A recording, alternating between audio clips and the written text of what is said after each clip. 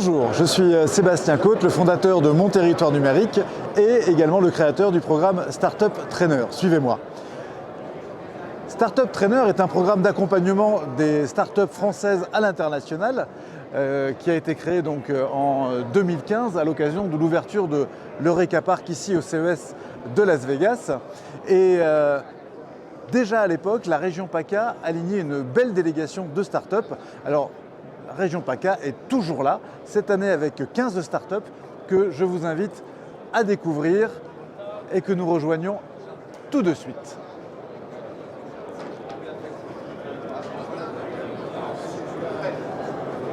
T'es suivi? Et on va commencer avec nos amis de Willout.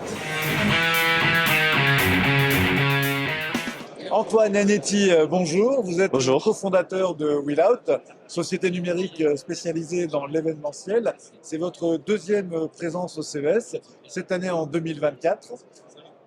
Vous pouvez nous en dire un petit peu plus sur qu'est-ce que Willout? Bien sûr. Willout est une solution de paiement à destination des grands événements. Cela inclut la billetterie en ligne, le contrôle d'accès et le paiement sur place. On a des terminaux qui acceptent le paiement NFC présent dans des cartes virtuelles, mais également tout ce qui va être carte bancaire, Apple Pay, Google Pay et des montres connectées.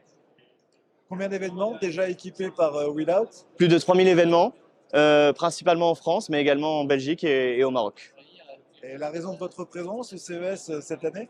Alors, c'est de valoriser notre technologie dans un premier temps, et puis dans un second temps, d'être ouvert à d'autres opportunités sur le marché, notamment le marché américain. De conquérir le marché des Exactement. grands événements aux États-Unis. Il y a de quoi faire. On vous souhaite beaucoup de réussite dans cette ambition. On était avec Antoine Agnetti, cofondateur de Willout, start-up de la région Provence-Alpes-Côte d'Azur. Merci beaucoup. Guillaume Félisor, bonjour. Bonjour Sébastien. Vous êtes directeur commercial chez Inertio. Inertio qui, pour la première fois de son histoire, est au CES, ici à Las Vegas, pour l'édition 2024. Vous pouvez nous en dire un peu plus sur Inertio? Bien sûr. Alors Inertio, donc c'est notre première fois au CES de Las Vegas. C'est une grande première puisqu'on va pouvoir en fait présenter nos technologies immersives qui ont pour objectif de rapprocher les clients de leur marque. Et donc on a développé des technologies immersives à base de réalité virtuelle, réalité augmentée et d'intelligence artificielle. Donc on est très heureux de présenter toutes ces innovations au CES de Las Vegas. De quelle forme ça prend concrètement? Alors il y a plusieurs types de formes. On développe des visites immersives d'entreprises qui permettent de montrer des savoir-faire industriels, de montrer les femmes et les hommes à l'œuvre qui travaillent et manufacturent les produits. Donc ça permet vraiment de mieux se rendre compte de toutes les étapes de fabrication qu'il y a derrière des produits qu'on achète et de rapprocher vraiment véritablement les marques des consommateurs. Donc l'idée c'est de pouvoir en fait vraiment découvrir les coulisses des marques. Et la deuxième technologie qu'on développe, c'est la réalité augmentée qui n'utilise pas d'application. Cette technologie en réalité augmentée va pouvoir humaniser des relations, animer des décors, des objets, des produits sans aucune interface d'application qui est un frein majeur aujourd'hui sur ce marché-là. Il y a une tendance du côté des consommateurs aujourd'hui à une forte exigence de transparence vis-à-vis des marques. Vous répondez à cette attente? Oui, complètement. C'est l'objectif des technologies immersives qu'on développe, spécialisées dans le renouveau aussi industriel. Aujourd'hui, les clients ont besoin davantage de transparence. On est assommé de publicité. On paye même parfois des abonnements pour éviter d'être assommé de publicité. Donc, l'idée de nos technologies, c'est de pouvoir, en fait, pour les marques, jouer la carte de la transparence, montrer voilà l'envers du décor, que des marques se sont réformées, sont beaucoup plus propres d'une manière sociale, environnementale. Et donc, voilà, l'idée, c'est de pouvoir utiliser ces technologies pour les aider à mieux communiquer et d'avoir une vraie transparence avec leurs clients. Merci pour cette belle innovation, forte vocation éthique. On était avec Guillaume Félisor, donc directeur commercial d'Inertio. Merci beaucoup. Maurice Kahn, bonjour. Bonjour. Vous êtes le fondateur de Indinov pour la deuxième fois cette année au CES, ici à Las Vegas. Est-ce que vous pouvez nous en dire plus sur Indinov? Bien sûr. Donc, chez Indinov, nous avons créé une ceinture airbag connectée pour éviter la fracture du col du fémur. Donc, la fracture du col du fémur, c'est un vrai drame, un vrai enjeu de société. C'est 30% de décès dans l'année. C'est 50% de perte de l'autonomie avec des personnes qui vont finir en institution. Et c'est 3 milliards d'euros de dépenses pour la sécurité sociale. En France, rien qu'en France. Donc, c'est un enjeu humain, c'est un enjeu sociétal. Et ça partout dans le monde, donc c'est un problème qui est évidemment global. Donc c'est pourquoi nous avons créé ce produit, cette solution, une ceinture airbag connectée, qui a pour but d'éviter la fracture du col du fémur chez les personnes fragiles et les personnes âgées. Donc ce produit, cette solution, c'est une ceinture airbag avec 2 airbags, un de chaque côté. Il y a dans la boucle un algorithme de machine learning qui fait la différence entre les mouvements de la vie quotidienne et une chute. Et si une chute survient, il y a un airbag qui va se gonfler, qui va se déployer, qui va amortir le choc et qui va éviter la fracture du col du fémur. Et ensuite, la solution peut envoyer une alerte à 5 numéros, donc à la famille et aux soignants. Oui, contrairement je dirais aux outils qui alertent finalement, on connaît les bracelets, on connaît des pendentifs. Là, la ceinture va, je dirais, beaucoup plus loin, puisque plutôt que de vous prévenir que mamie est tombée et s'est cassé le col du fémur, ça prouve bien qu'elle est tombée, mais elle ne sait pas casser le col du fémur. Exactement, le but c'est vraiment de protéger ces personnes à risque et ces personnes âgées. Donc les multi-shooters, les personnes qui sont déjà fracturées le col du fémur, des personnes qui ont des maladies neuroévolutives, c'est la protection en premier lieu. Et ensuite la prévention, puisque le système est capable de fournir un certain nombre d'informations pour la famille et pour les soignants. Au niveau mondial, on estime que ça concerne combien de personnes? Ça concerne environ, au niveau mondial, ça concerne de nombreuses personnes. On estime qu'il y a à peu près 2 millions de personnes qui se cassent le col du fémur chaque année. Ah oui. Donc voilà, ça concerne, le marché est énorme. Merci et bravo. On était avec Maurice Kahn, donc fondateur de Indinov, ici au CES 2024. Indinov, une start-up de la région Provence-Alpes-Côte d'Azur. Thibaut Moufle-Milo, bonjour. Bonjour Sébastien. Vous êtes le cofondateur de Pulse Audition, Oui. qui est une société donc basée dans la région Provence-Alpes-Côte d'Azur. On est ici au CES 2024, c'est votre première présence. Vous pouvez nous en dire un peu plus sur Pulse Audition? Alors, chez Pulse Audition, nous voulons résoudre le problème que vont avoir les malentendants à entendre dans les environnements bruyants. On a constaté qu'un quart de la population mondiale a des pertes auditives. Seulement 25% de ces gens-là ont fait le pas de l'appareillage. Pourquoi? Il y a souvent un problème de stigma qui est associé à ces prothèses auditives et elles répondent pas forcément aux besoins qu'ont les malentendants, c'est-à-dire d'entendre intelligiblement dans les environnements bruyants. Alors pour cela, on va répondre avec un produit très simple. C'est une paire de lunettes qui justement va briser le stigma. C'est une paire de lunettes, c'est assez classique, tout le monde a des lunettes chez soi. Voilà, et en fait, elles permettent de rehausser uniquement la voix de notre interlocuteur. Donc, je mets mes lunettes, je suis en train de vous parler, Sébastien, et je vais rehausser uniquement avec votre voix, et on ne va pas rehausser tout l'environnement. L'antenne de micro qui est sur la monture va nous permettre de capter les sons intéressants, et en fait, via des algorithmes d'intelligence artificielle embarqués dans la monture, on vient rehausser uniquement la voix de l'interlocuteur et le retransmettre à l'utilisateur avec des petits haut-parleurs qui sont au-dessus du pavillon. À la différence des systèmes, je dirais, traditionnels qui amplifient la totalité des sons. C'est souvent le problème que vont avoir les prothèses auditives. En fait, les prothèses auditives marchent très bien dans les environnements silencieux pour les gens qui ont des pertes très lourdes. Ouais. Mais dès lors qu'on arrive dans un environnement bruyant, je ne sais pas si vous connaissez des gens qui ont des prothèses auditives dans votre entourage, mais on est isolé socialement, c'est-à-dire que tout le son est rehaussé uniformément et c'est un peu la cacophonie, on ne peut pas vraiment s'inclure socialement. Et effectivement, on voit souvent des personnes comme ça qui s'excluent petit à petit, qui perdent courage, qui en ont marre d'insister, ou pour lesquels effectivement c'est compliqué au quotidien. Et pour mentionner justement, ça a des conséquences extrêmes, c'est-à-dire que dès lors qu'on s'isole socialement, il va y avoir des conséquences derrière. On a constaté via des articles que cet isolement social va avoir des syndromes dépressifs derrière, aussi des déclins cognitifs ultérieurs beaucoup plus importants qu'une personne qui a fait l'appareillage beaucoup plus tôt. Pour cela, donc, on arrive avec un produit nouveau qui permet justement de briser ce pas à l'appareillage qui est souvent compliqué au début. Bravo. Merci beaucoup. Quels sont vos objectifs ici sur le CES 2024? Alors, aujourd'hui, la FDA, la Food and Drug Administration aux États-Unis, a approuvé le fait de vendre des prothèses auditives en OTC, over the counter, donc en vente libre, dans tout type de réseau traditionnel. Et donc, il y a beaucoup de produits qui sont lancés en Amérique du Nord, en earbuds ou des lunettes sur ce genre de marché, donc des prothèses auditives un petit peu nouveau genre. Donc, c'est au cœur de Pulse Audition, dans la stratégie de Pulse Audition, d'arriver sur le marché américain avec notre produit. Et pour cela, on a besoin de rentrer en contact donc, avec des réseaux de distribution, des investisseurs aussi américains, mais également tout type d'industriel qui serait capable de nous amener sur le marché américain correctement. Super. Bah, comme on dit ici, good luck. Merci beaucoup. On était avec Thibaut Moufle-Bino, cofondateur de Pulse Audition. Dunia Abdi, bonjour. Bonjour. Vous êtes project manager chez Cross the Ages. Tu l'as bien dit en anglais. C'est Merci. le premier. Actuellement au CES 2024, en quelques mots, Cross the Ages, qu'est-ce que c'est? Je dirais la révolution du jeu vidéo. En toute humilité, l'idée de Cross the Ages, c'est de partir d'une propriété intellectuelle, d'un livre, d'une histoire, qui est coécrit par 7 auteurs français. Et autour de ça, on va développer différents outils de divertissement, et notamment le jeu vidéo, parce que c'est notre spécialité. On fait ça depuis des années. On a fait un premier jeu vidéo qui est aujourd'hui disponible au public, qui est sur App Store, Play Store. C'est un jeu gratuit, vous allez rentrer. Au fur et à mesure, vous allez collectionner des cartes, faire votre deck et essayer de devenir le meilleur joueur. Et là où je dis qu'on est un peu la révolution du jeu vidéo, il faut savoir qu'aujourd'hui, quand vous allez acheter ce qu'on appelle des skins, des cosmétiques, donc de quoi améliorer votre expérience de jeu visuel, ou c'est plus sur de l'émotionnel, Ouais.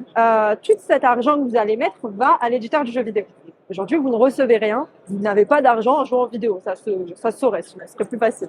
Et l'idée de Crazy Ages, c'est de vous permettre que chacun de ces éléments que vous achetez dans le jeu, vous pouvez les faire passer sur la technologie blockchain et pour grossifier et vulgariser, vous avez accès à un grand magasin où du coup, ces assets sont à vous et vous allez pouvoir les vendre, les louer, les échanger, donc gagner de l'argent par votre expérience de jeu. C'est-à-dire qu'aujourd'hui, le joueur qui est finalement celui qui apporte de la valeur au jeu, Devient investisseur plus que juste petit joueur de la société, mais ça se dit pas. il apporte de la Plus valeur que simplement joueur. et il en récupère. Exactement. Super. Eh bien, quels sont vos objectifs ici au CES 2024? L'idée, c'est principalement de comprendre le marché américain, là où aujourd'hui, on a essentiellement la zone principale de nos joueurs. Aujourd'hui, on a plus de 13 000 joueurs en journalier et 100 000 joueurs en mensuel, qui D'accord. sont principalement concentrés sur l'Europe et l'Asie, Japon, Corée. L'idée aujourd'hui, c'est de toucher le marché américain. On est à Las Vegas, c'est la ville des jeux vidéo, en tout cas des jeux, les casinos, etc. Oui. L'idée, c'est de toucher ce marché-là, de le comprendre et de pouvoir le toucher. Super. Donc, vous souhaite beaucoup de réussite Merci beaucoup. dans cette belle ambition. Merci. On était avec Dunia Abdi, project manager chez Cross the Ages, issu de la région Provence-Alpes-Côte d'Azur. Merci. David Mendes, bonjour. Bonjour. Vous êtes le fondateur de Zort. Zort qui est donc expose aujourd'hui au CES pendant 4 jours. Oui. Qu'est-ce que c'est Zort? Zort, c'est une compagnie qui fait de la qualité de l'eau. Donc, on fait de la qualité de l'eau, on produit un microscope entièrement automatisé qui vous permet de pomper un liquide. Donc, ici, on est sur une application de microalgues. On passe ce liquide à travers le microscope et on donne un résultat instantané, en continu, sur notre ordinateur qui vous donne le contenu de l'eau, la concentration et plein d'autres paramètres qui dépendent de l'application que vous avez choisie. On peut détecter s'il y a des micro-organismes, des virus, des bactéries? Pas les virus. Le Pas virus, les c'est virus. beaucoup trop petit. C'est Mais beaucoup par trop contre, petit. c'est beaucoup trop petit, on ne les voit pas en microscopie, il faut de la microscopie électronique pour ça. Mais nous, on fait tout ce qui est microscopie optique, donc on voit jusqu'à la bactérie. On voit toutes les bactéries nocives pour les eaux de baignade et les eaux potables. Donc typiquement, des bactéries comme la légionnelle, ça se voit, Listeria, ça se voit, le typhus, ça se voit. Et surtout, on a pour toutes nos eaux vives, les cyanobactéries qui sont plus larges, plus longues et qui ont tendance à infester nos rivières, nos lacs, nos retenues d'eau, et qui, une fois qu'elles viennent, sont effectivement très très difficiles de s'en débarrasser. Et pourquoi cette solution aujourd'hui? Quel est l'état de l'art et quelles sont les méthodes d'analyse de l'eau? Comment on sait que l'eau qu'on boit, elle est bonne, elle est potable, elle est... Votre eau, vous savez qu'elle est bonne tous les 15 jours. En fait, nous, citoyens, nous recevons un rapport annuel de notre communauté de communes ou de qui gère l'eau et son examen dans le lieu où vous habitez. Et cet examen est notamment produit tous les 15 jours. Et il est basé sur des larges machines qui font la taille de ce bureau. C'est un test qui est fait en labo, qui suit une vingtaine de normes, voire plus, et à la suite duquel on vous rend un rapport. C'est complètement différent de la méthode que nous, on a choisie, qui est de faire une analyse en continu. En temps réel et en continu. En temps réel, en continu, jour, nuit, 365 jours par an. Donc, si quand la jamais machine vous- est mise en route, elle vous coûte pas plus cher. Et si vous détectez une anomalie, vous êtes en capacité de prévenir immédiatement. Si vous détectez une anomalie, en fait, on envoie un message à un serveur central et si vous avez souscrit à cette notification, vous recevrez le message qui vous dit attention, faut pas boire de l'eau maintenant. Et ici au CES, vos cibles, vos prospects, qui sont-ils? Alors, cible et prospect, bah, le premier qu'on a vu ce matin, qui était un très très gros, c'était un groupement de laboratoires aux États-Unis, qui ont donc plus de 300 labos aux États-Unis et qui, sur un des labos, fait 350 000 tests d'eau par an, ce qui fait beaucoup, je trouve. Oui. On a des fondations qui sont venues nous voir, on a des fonds d'investissement qui sont venus nous voir aussi. On a plusieurs voies de collaboration qui peuvent s'ouvrir avec d'autres scientifiques aussi. C'est sympa. En fait, c'était une bonne journée. Ça démarre plutôt bien. Ça démarre plutôt bien, c'était une bonne journée, oui. Super. Merci beaucoup David Mendels. On était avec David Mendels, le fondateur de Zort, l'analyse en temps réel de la qualité de l'eau, ici au CES 2024. Merci encore. Léonard Cox, bonjour. Bonjour. Vous êtes le fondateur de Tidy Up, start-up basée à Sophia Antipolis et qui est aujourd'hui avec la délégation Provence-Alpes-Côte d'Azur au CES 2024. Alors, en quelques mots, qu'est-ce que c'est Tidy Up? Alors, Tidy Up, c'est déjà une société fondée par des entrepreneurs de terrain qui sont partis d'un constat, le désordre qu'on connaît tous en raison du nombre de fichiers qui nous dépasse. C'est un cauchemar de gérer ces fichiers.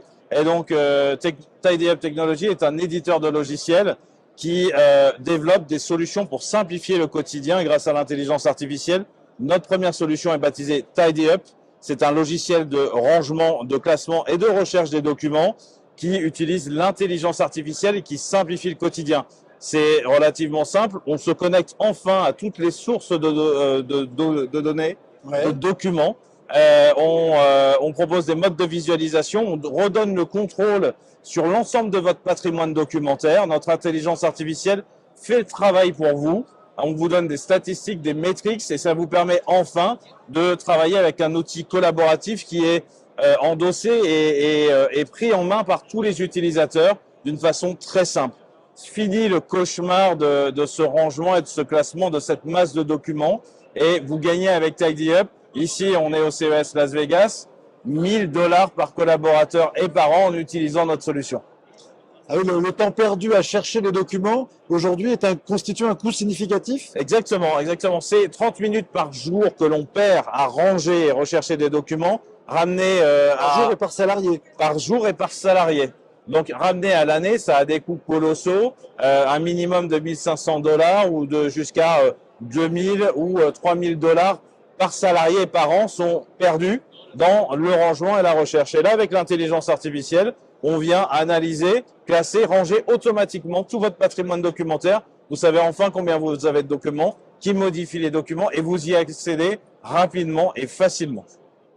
Au jour où effectivement le droit des contrats est extrêmement prégnant, on a besoin de documents, de savoir où ils sont et de les retrouver facilement pour les produire à la demande. C'est effectivement assez précieux.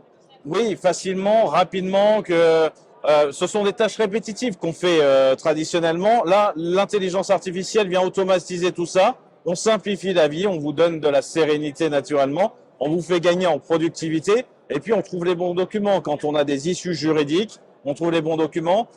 Côté sécurité et solutions de confiance, là aussi on offre des garanties puisqu'on utilise des protocoles de sécurité élevés qui sont compatibles avec l'ensemble des solutions sur le marché. Et puis on amène aussi, pour ceux qui le souhaitent, pour les clients qui le souhaitent, des briques de technologie souveraines pour assurer et donner des garanties de confiance. Lorsqu'on parle d'intelligence artificielle appliquée à vos documents, c'est important d'amener ces garanties et ces technologies de confiance. Merci Léonard Cox. Merci à vous. Je rappelle que vous êtes le fondateur de Tidy Up, start-up basée à Sophia Antipolis et actuellement au CES 2024 à Las Vegas. Merci beaucoup. Merci. Gaël Le Dantec, bonjour. Bonjour Sébastien. Vous êtes le fondateur d'Akidaya, aujourd'hui au CES 2024 à Las Vegas. Qu'est-ce que c'est Akidaya? Alors à Akidaya, on est sur les sujets de sécurité et contrôle d'accès physique. En fait, il faut savoir que depuis plus de 30 ans, toutes les entreprises et institutions se sécurisent avec le même type de technologie, qui a besoin d'être connectée.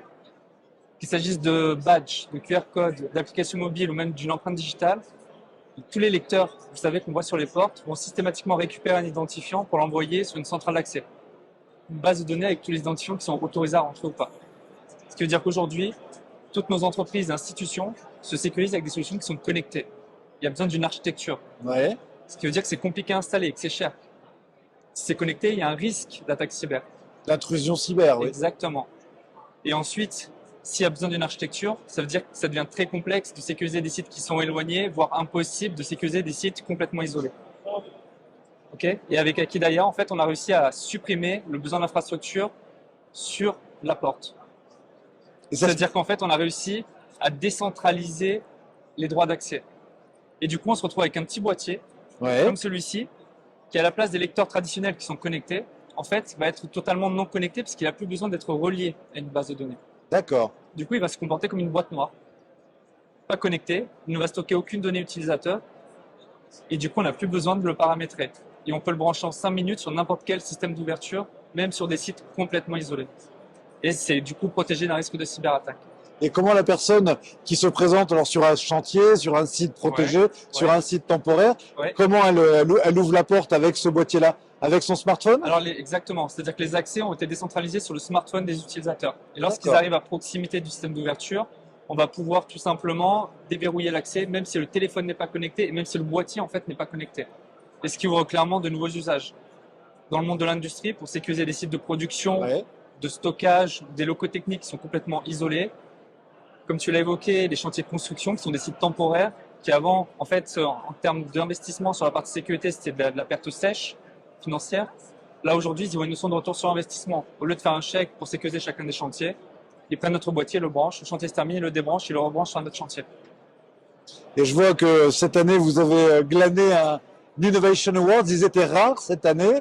Donc, félicitations. C'est dans quelle catégorie? Sur la partie cybersécurité et personal privacy. En fait, l'enjeu numéro 1, c'est la partie cyber. Parce que vu qu'on est sur une solution qui est offline, on ne peut plus attaquer et pénétrer sur le risque, sur le réseau de nos clients. Parce qu'en fait, on est tout simplement inaccessible. Et ensuite, côté utilisateur, on ne stocke aucune donnée sur le terrain. Donc, il n'y a aucune donnée à extraire. Et ça, c'est clairement nouveau sur le marché.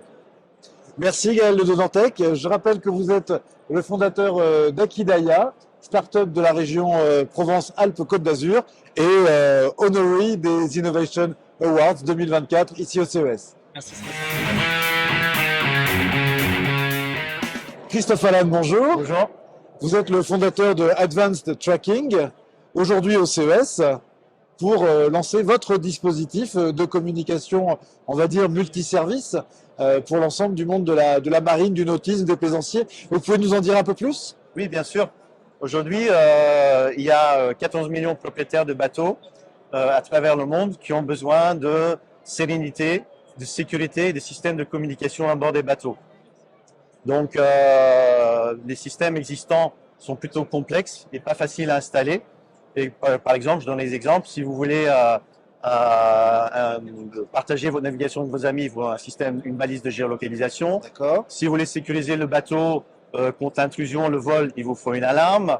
Si vous voulez un réseau Wi-Fi à bord du bateau, il vous faut un routeur Wi-Fi. Si vous voulez un réseau 4G pour communiquer avec les personnes, il vous faut un routeur 4G.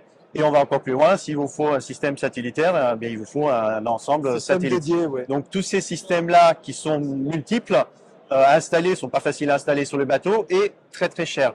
Nous, ce qu'on a fait chez Advanced Tracking, on s'est dit, bien, on va prendre tout ça et on va le composer, le mettre dans un seul boîtier. Et donc, avec on a un seul abonnement, une seule installation, alors, voilà, donc une seule maintenance. Voilà, donc on a la balise, c'est la balise Smart Connect Gateway, qui va vous donner l'ensemble de ces prestations un peu comme un couteau suisse. Et du coup, vous allez pouvoir sélectionner, si vous voulez, la géolocalisation pour la partie partage avec votre famille, gestion des traces avec, qui est intégrée directement avec un centre international de coordination de secours. Le réseau Wi-Fi, vous pouvez générer un réseau Wi-Fi sécurisé à bord. Et à partir de ce réseau Wi-Fi, vous allez pouvoir sélectionner si vous voulez utiliser la 4G, si vous voulez utiliser du satellite, ou si vous voulez même aller plus loin, utiliser du satellite à haut débit. En fait, ça va vous permettre de sélectionner tous ces éléments-là. Alors, on a une petite option supplémentaire qui est la possibilité de connecter deux capteurs sans fil pour collecter des données océanographiques pour faire de la science participative. D'accord. Voilà. Formidable.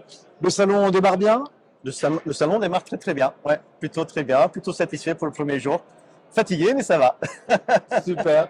Voilà, je rappelle qu'on était avec Christophe Allan, fondateur d'Advanced Tracking, une start-up de la région Provence-Alpes-Côte d'Azur. Merci beaucoup et puis bon salon alors.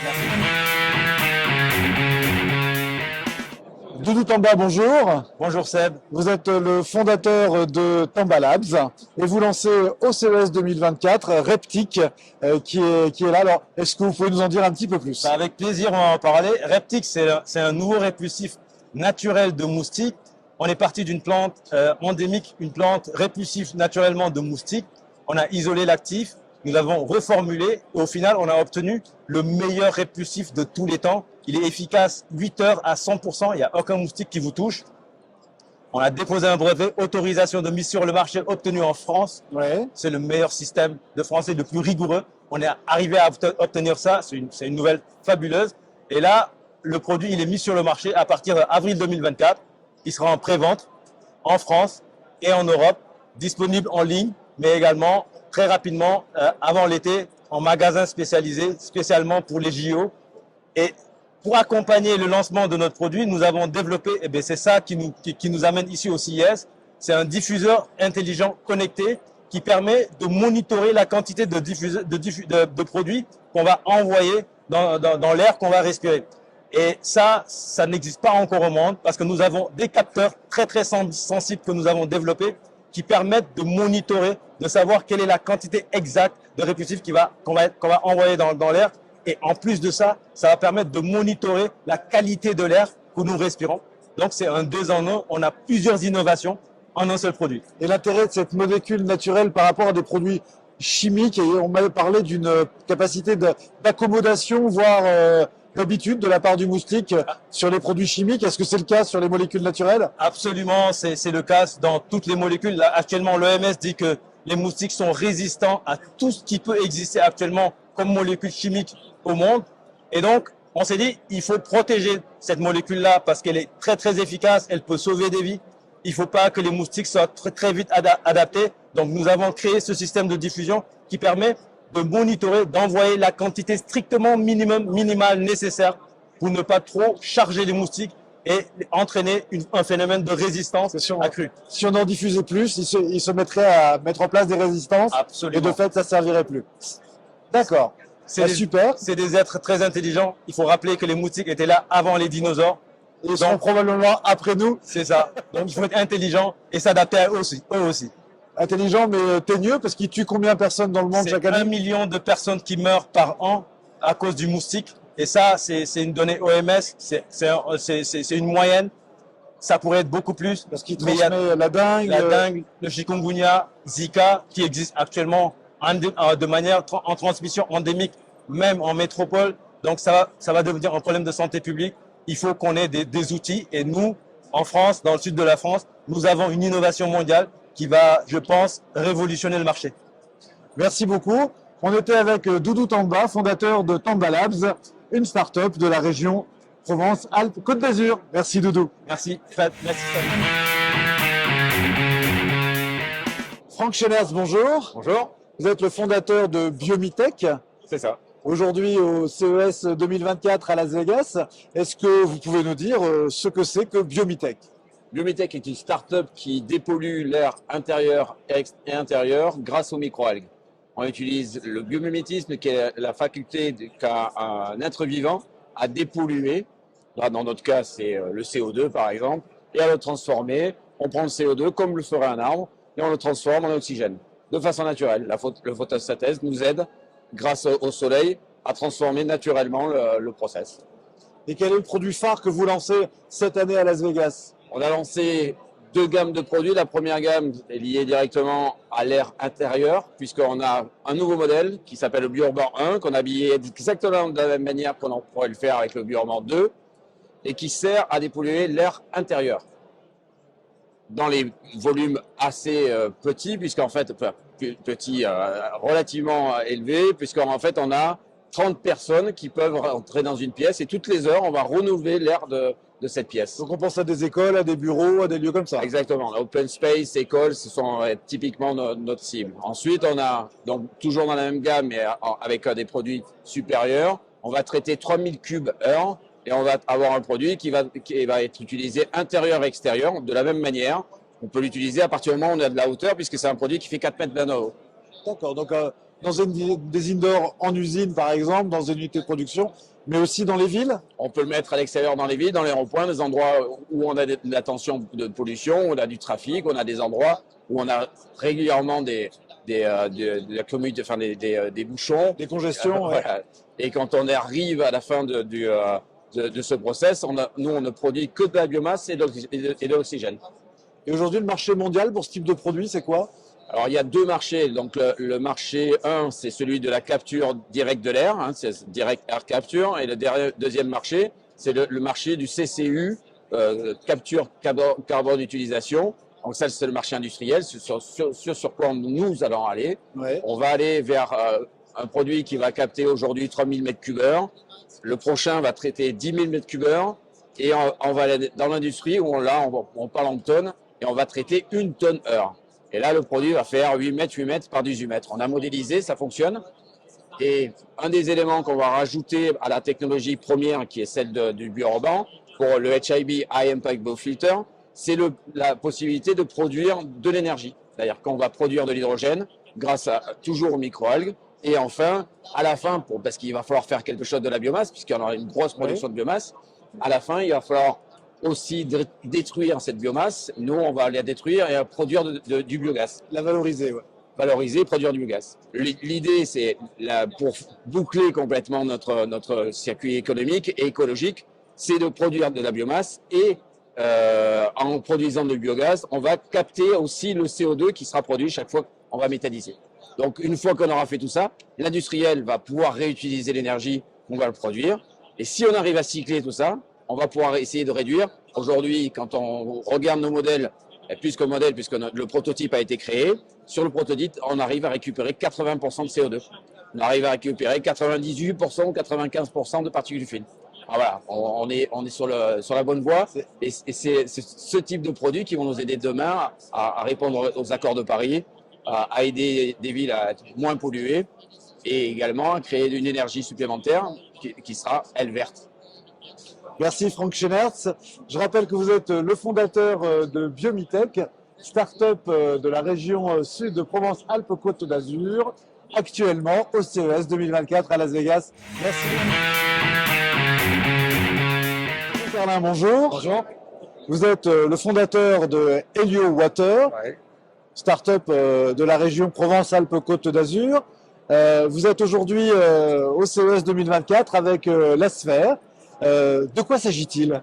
Alors la Sphère qui se nomme Helio, c'est un système qu'on a développé après 5 années de recherche et développement, aidé par des fonds européens, par la région sud, et qui a permis d'atteindre un niveau de maturité qui permet de produire aujourd'hui le premier système au monde complètement autonome, capable de fabriquer de l'eau potable à partir de tout type d'eau et en utilisant uniquement l'énergie du soleil et rien d'autre.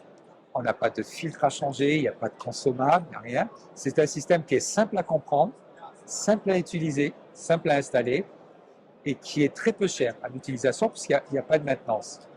Et qui va fonctionner. Alors, il a besoin de 2 ingrédients qui sont aujourd'hui heureusement encore gratuits, qui sont le soleil et un liquide, de préférence de l'eau de mer. Ça marche très bien avec l'eau de mer. Mais ça peut marcher avec une eau qui n'est pas forcément potable, une eau de forage, une eau de rivière, de l'eau de pluie. Ça marche aussi avec les eaux grises. Et ça va permettre de séparer donc la molécule d'H2O qu'on va récupérer à l'état pur de tout le reste. Donc du sel si c'est de l'eau de mer ou autre. Et on a un brevet sur le concept qui permet justement de séparer ces 2 éléments alors même si le phénomène de distillation, qui est le phénomène, qui est le moteur même du système, et qui est bien connu, bien maîtrisé pour le coup. Qui est tellement bien connu puisque il est vieux comme le monde, il a 4 milliards d'années, c'est ce qui crée les nuages aujourd'hui. On n'a refait que le piège à nuages, mais nous on est allé beaucoup plus loin, c'est-à-dire qu'on a travaillé sur les matériaux, sur les formes, sur tous les aspects hydrodynamiques, hydrauliques à l'intérieur, pour faire en sorte que le système s'auto-entretienne et fonctionne tout seul. C'est-à-dire qu'on ne voulait pas apporter plus de problèmes aux utilisateurs, qui ont déjà d'autres problèmes parce qu'ils n'ont pas d'eau. On s'adresse notamment aux pays en stress hydrique, d'Afrique, d'Asie, du Moyen-Orient, et puis même ici aux États-Unis, parce qu'il y a une vraie prise de conscience sur l'environnement. Et là, on a un système qui est complètement autonome, qui ne pollue pas, qui est fait que de matériaux recyclables, ce qui nous a valu d'ailleurs d'être lauréat du Fabriqué en France et avoir eu la chance de l'exposer au Palais de l'Élysée l'été dernier. Donc voilà, donc on a traversé l'Atlantique pour démontrer ce que la technologie française est capable de faire en partant d'une idée simple qui est l'observation de ce que fait la Terre depuis autant d'années pour créer ce bien le plus précieux, je pense, un des biens les plus précieux. Hubert Reeves disait d'ailleurs que à l'échelle cosmique, l'eau est plus rare que l'or, mais infiniment plus précieux. Donc voilà, on a fabriqué un système extrêmement simple, et ce qui compte à la fin, c'est l'eau de qualité qu'il est capable de produire. Alors je précise que cette sphère qu'on voit là est un modèle réduit, évidemment. Les vraies sphères, elles font quelle hauteur environ? Alors les vraies sphères font l'hauteur d'un être humain parce que c'est facile du coup à installer. Là, on est sur un petit modèle d'exposition. Et on peut faire vivre, si je puis dire, au quotidien, combien de personnes autour d'une sphère avec une consommation d'eau raisonnable? On a une taille unique parce que, en fait, la sphère, elle est capable de produire suffisamment d'eau potable pour une famille de 5 personnes. D'accord. Et si la famille, c'est 10 personnes, on met 2 sphères. Elles sont capables de se connecter entre elles. Et en fait, on en assemble autant que le besoin grandit. Donc, on est capable de faire des fermes à eau, des parcs à eau, qui est qualifié souvent par les pays utilisateurs, notamment du Moyen-Orient, d'oasis artificielle, puisque c'est un vrai oasis qu'on recrée.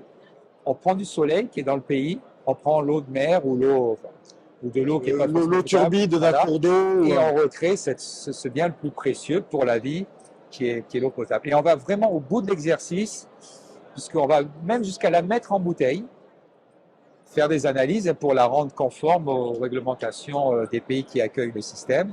Et on produit certainement l'une des bouteilles d'eau les moins chères au monde, puisqu'encore une fois, on n'a que des ingrédients gratuits pour le moment. Hein. On ne fait pas encore payer le soleil, ni l'eau de mer, pour fabriquer cette eau de qualité.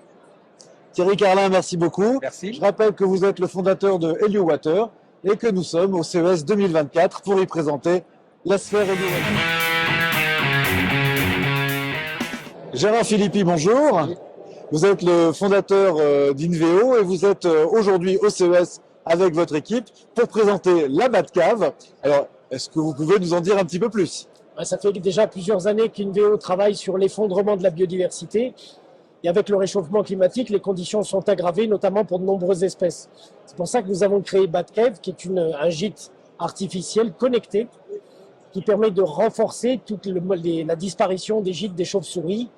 Et on sait aujourd'hui que les chauves-souris apportent des services écosystémiques qui sont très importants pour l'humain.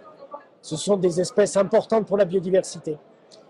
Qu'est-ce qu'elles font, par exemple, en termes de contribution à la biodiversité? Par exemple, le service le plus important, c'est qu'elles se nourrissent de très nombreux insectes qui sont des parasites des cultures, qui sont aussi des moustiques, puisqu'elles mangent jusqu'à 2 à 3 000 moustiques par nuit. Donc, elles contribuent à l'explosion, à la diminution des populations d'insectes prédateurs ou embêtants pour la santé.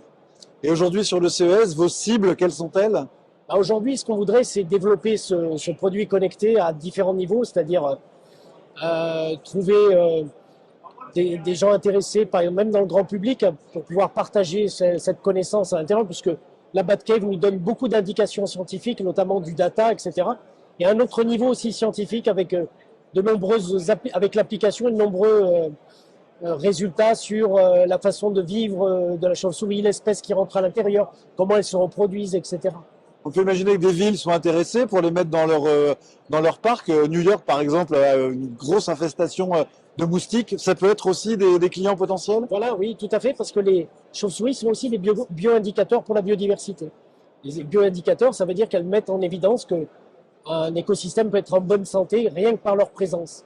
Et les villes aujourd'hui sont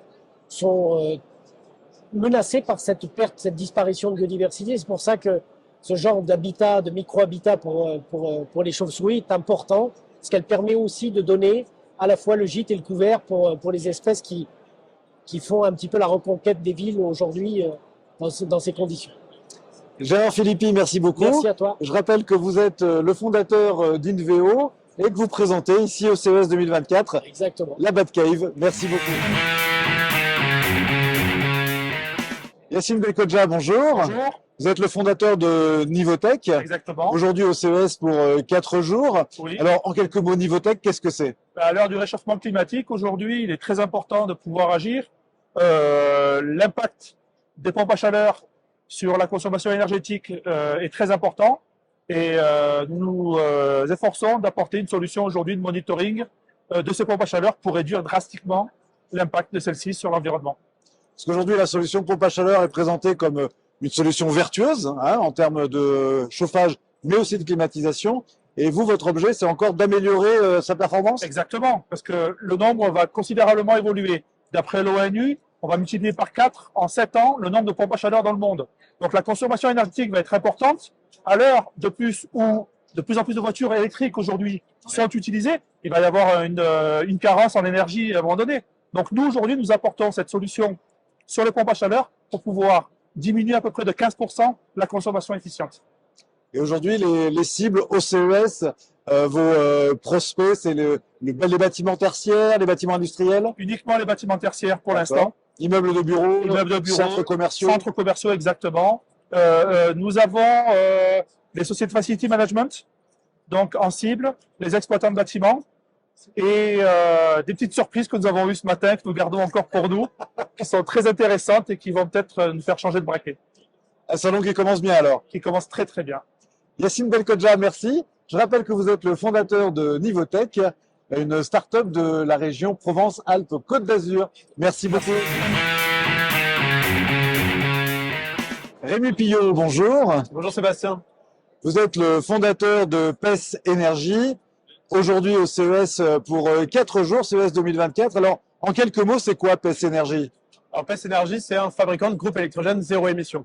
Alors le problème auquel on répond, c'est qu'en fait aujourd'hui, un groupe électrogène à essence, ça émet beaucoup de bruit, beaucoup de pollution, ça émet du CO2, ça pollue, et de plus en plus, ils sont bannis en fait des centres urbains à cause de ces nuisances. D'accord. Donc chez PES Énergie, on a fabriqué des groupes électrogènes à batterie lithium-ion qui sont capables en fait de faire exactement le même job qu'un groupe électrogène thermique, mais sans aucune émission, pas de bruit, pas d'odeur.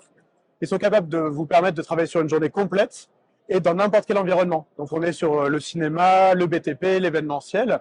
Il accompagne des professionnels tous les jours sur les tournages, notamment. Et c'est un marché énorme. C'est plus de 3 milliards d'euros de vente de groupes électrogènes dans le monde chaque année.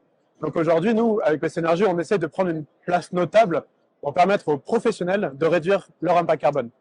C'est donc le groupe électrogène zéro impact. Exactement. Fabriqué à Marseille. Félicitations. Merci. Merci Rémi Pillot. Je rappelle que vous êtes le fondateur de PES Énergie, start-up de la région Provence-Alpes-Côte d'Azur. Merci et très bon salon. Laurent Marfisi, bonjour. Bonjour. Vous êtes le fondateur de Unistellar, société basée à Marseille. À Marseille, ouais. À Marseille, en région Provence-Alpes-Côte d'Azur. En quelques mots, Unistellar, qu'est-ce que c'est? Alors, chez Unistellar, on réinvente le télescope pour que observer le ciel soit ce voyage auquel on pense tous lorsqu'on pense télescope. Surtout quand on est un enfant, on se dit « je vais avoir un télescope, je vais voyager dans l'espace, je vais voir des objets magnifiques, des galaxies, je vais toucher les étoiles ». Le problème, c'est que les télescopes, en fait, les télescopes traditionnels, sont un peu déceptifs par rapport à ce rêve-là. On ne voit pas grand-chose dans un télescope, à part la Lune et les principales planètes. On voit pas grand-chose et puis en plus c'est difficile à utiliser, il faut beaucoup d'apprentissage, apprendre le ciel, etc. Pas mal d'obstacles du coup qui se mettent en travers de ce rêve. Donc nous on a développé des télescopes qui ont une technologie hybride digitale et optique qui vont permettre enfin de répondre à ce rêve. Et donc on a d'abord fait des télescopes qui sont très puissants, qui sont capables de révéler ces galaxies, ces nébuleuses, tu vois, je t'en montre quelques-unes, des objets qu'on ne peut pas voir normalement dans un télescope normal. Et donc ça étend le champ d'observation énormément. On voit des centaines d'objets au lieu des 4 ou 5 planètes et lunes qu'on observe d'habitude. Et puis on a fait un télescope intelligent qui est capable d'emmener, de guider l'utilisateur, de l'emmener dans l'univers. Et concrètement, qu'est-ce que ça veut dire? Ben, c'est un télescope qu'on installe sur son balcon, qu'on allume, on connecte son téléphone via l'app de contrôle. Il va prendre la position GPS du téléphone, il va prendre une photo du ciel. Pof, à partir de là, il sait où il est, il va proposer tout ce qu'il y a d'intéressant à voir ce soir. On choisit n'importe quel objet, il va pointer tout seul, suivre l'objet, parce que vous savez que le ciel tourne, et puis il va vous donner des informations contextuelles. Donc vous n'avez plus besoin que d'avoir ce rêve, cette envie d'observer, et le télescope va vous emmener dans ce voyage. Ça va changer clairement le visage de la nuit des étoiles. Alors, c'est pas votre première fois au CES, c'est la 4e, je crois. Ouais. On est sur le stand de Nikon, où vous avez été invité, ce qui est quand même la grande classe. Les premières étapes, c'était quoi? 2017, première présence au CES dans le cadre de la délégation des startups embarquées par la région Sud? Ouais, tout à fait. À l'époque, on a tout de suite voulu aller au CES parce que, du fait qu'on a un produit électronique d'une part, le consumer électronique est d'emblée mondial. Généralement, on ne fait pas une télé spéciale pour les Allemands, pour les Japonais. C'est généralement des produits qui ont une empreinte mondiale. Et en plus, on est dans l'astronomie qui est un peu une sous-catégorie, quand même une niche de ce domaine-là. Ouais. On s'est d'emblée envisagé comme une entreprise mondiale. Et puis pour nous, le marché américain notamment était clé parce que, et il est toujours clé, parce que c'est un des grands marchés de l'astronomie. C'est un pays assez idéal pour observer le ciel. Ils ont des déserts magnifiques, ils ont des climats variés et notamment des très bons climats pour observer. Et donc pour nous, c'était un très grand marché. Donc très tôt, on a voulu atteindre l'Amérique. Et quoi de mieux que le CES pour atteindre l'Amérique et même le monde finalement, puisque le CES est un vrai show mondial. Et deuxième présence en 2018, juste l'année d'après? Alors, donc en 2017, on ne présentait pas encore le produit, on présentait un prototype. Ouais. On présentait un concept en préparation du lancement d'une campagne Kickstarter. Oui. Où on allait recueillir les suffrages du marché, savoir est-ce que ce produit est attendu. Et on a eu un très beau succès, notamment aussi grâce au CES. Et en 2018, on avait enfin le prototype pré-industriel final, etc. Et donc, on est venu le présenter au CES. Et ensuite, l'année d'après ou quelques années plus tard, on vous retrouve au-dessus de l'Eureka Park, à l'étage numéro 1 du Venetian Expo. Oui. Là, donc, avec vos propres forces. Oui. Comment se passe cette étape-là? Alors là, l'objectif, c'est d'étendre notre empreinte commerciale. Donc, alors il y a deux choses, c'est d'étendre la notoriété de la marque. Donc, il y a un grand volet presse qui est fait. On va unveil, pré-pitcher notre produit en avance à tous les journalistes. On a même une préparation en amont pendant les 6 semaines qui précèdent le CES. On va pré-pitcher les journalistes avec l'aide de nos agences de presse pour préparer un vrai lancement d'une itération de notre premier produit, d'une update en fait de ce produit. Et puis le deuxième volet, c'est également atteindre beaucoup de revendeurs et qu'on va rencontrer sur le stand au-dessus de l'Eureka Park. Et aujourd'hui, Unistellar est distribué aux États-Unis? Tout à fait. On est chez Best Buy, on est chez Amazon, mais ça c'est un vendeur en ligne. Et puis plusieurs revendeurs spécialistes. Il y a B&H, la boutique mythique de photos et d'électronique à New York. Enfin voilà, on a pas mal de revendeurs en Amérique maintenant. Ça s'est beaucoup étoffé, entre autres par le fait qu'on était présent au CES et aussi beaucoup par le travail de nos forces de vente. Mais le CES, c'est un peu ce point focal où on va rencontrer physiquement des gens qu'on a contactés précédemment au téléphone ou via mail ou par visio. Et aussi un endroit où on va des fois rencontrer par hasard un distributeur supplémentaire. Et dans ce parcours CES, il y a eu un award à un moment donné? On a eu 2 awards pour récompenser notre innovation. Un award dans la catégorie Tech for a Better World. Oui. Et donc ça récompensait le fait que en fait, nos télescopes sont connectés et connectables au monde. Et donc, nos utilisateurs peuvent participer à des grands programmes de recherche scientifique. D'accord. Partage d'informations scientifiques. Exactement. En fait, on a ludifié la participation à la science citoyenne. Et on a plusieurs partenariats, dont un avec la NASA, où nos utilisateurs peuvent participer à des grands programmes de recherche d'importance, puisque un de ces programmes de recherche a donné lieu à une publication dans Nature, le journal le plus sérieux du domaine scientifique. Et certains de nos utilisateurs sont cités comme co-auteurs de la découverte parce qu'ils ont participé. Et en fait, on apporte vraiment quelque chose